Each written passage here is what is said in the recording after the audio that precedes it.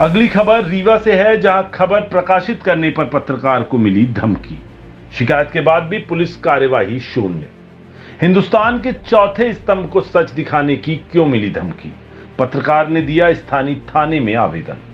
हमारे देश में सच्चाई की खबर दिखाने की वजह से लगभग दर्जनों पत्रकार अपनी जान गंवा चुके हैं, उन पर हमले हो चुके हैं, धमकियां मिलती रहती हैं। सरकार देश के चौथे स्तंभ के प्रति प्रेम और स्नेह तो जागरूक करती है, वक्त आने पे दिखाती भी है, लेकिन जब सही वक्त आता है साथ देने का, तो फिर ना उनका प्रेम पत्रकारों के साथ में रहता है और ना ही उनका विश्वास। हम बात कर रहे हैं मध्य प्रदेश के रीवा जिले के मनगवा थाना अंतर्गत रघुराजगढ़ की, जहां पर विगत दिनों रघुराजगढ़ बाजार में अवैध शराब की दुकान संचालित है, जिसको लेकर वहां के स्थानीय पत्रकार दीपक पटेल के द्वारा कुछ खबरें प्रकाशित की गई थी, चैनल्स में चलाए गए थे।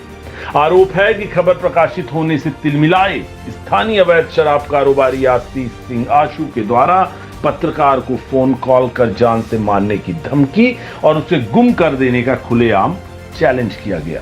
साथ ही आरोप यह भी कि पत्रकार से 80,000 रुपए करीब वसूलने का भी फोन कॉल में द्वारा धमकाया गया। और ये सारी बातें दीपक पत्रकार ने जो थाने में आवेदन दिया है उसमें बाकायदा प्रमाणित रूप से लिखा भी है और उसके साक्ष्य भी उपलब्ध करवाए हैं, रिकॉर्डिंग वगैरह।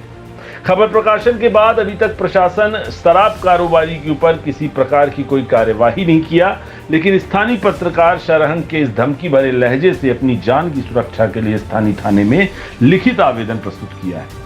हालांकि अभी तक स्थानीय थाने के द्वारा उस लिखित आवेदन के ऊपर भी कोई कार्यवाही नहीं की गई है। प्रशासन के कार्यशैली को अगर पूर्व से देखें तो जब भी कोई व्यक्ति या पीड़ित अपनी जान माल की सुरक्षा के लिए कानून से गुहार लगाता है और अपनी सुरक्षा की अपील करता है, तो प्रशासन उसे नजरअंदाज करता दिखता है। और उसका परिणाम यह होता है कि जिस शख्स को अंदेशा होता है कि उसकी जान संकट में आने वाली है, उस व्यक्ति को अंततः कुछ न कुछ उसके साथ दुर्भाग्य से बुरा हो ही जाता है। अगर प्रशासन यहां पर उल्लेखनीय है कि अपने पर आ जाए तो अपराधी और अपराध करने वाले व्यक्ति जमींदोज हो जाएंगे। देखना होगा कि पत्रकार, खबर प्रकाशित करने वाले पत्रकार दीपक पटेल को मिली धमकी और उनके बाद जो उन्होंने थाने में शिकायत की है, उसके बाद पुलिस क्या कुछ कार्यवाही करती है या फिर नतीजा यूं ही सिफर रहता है।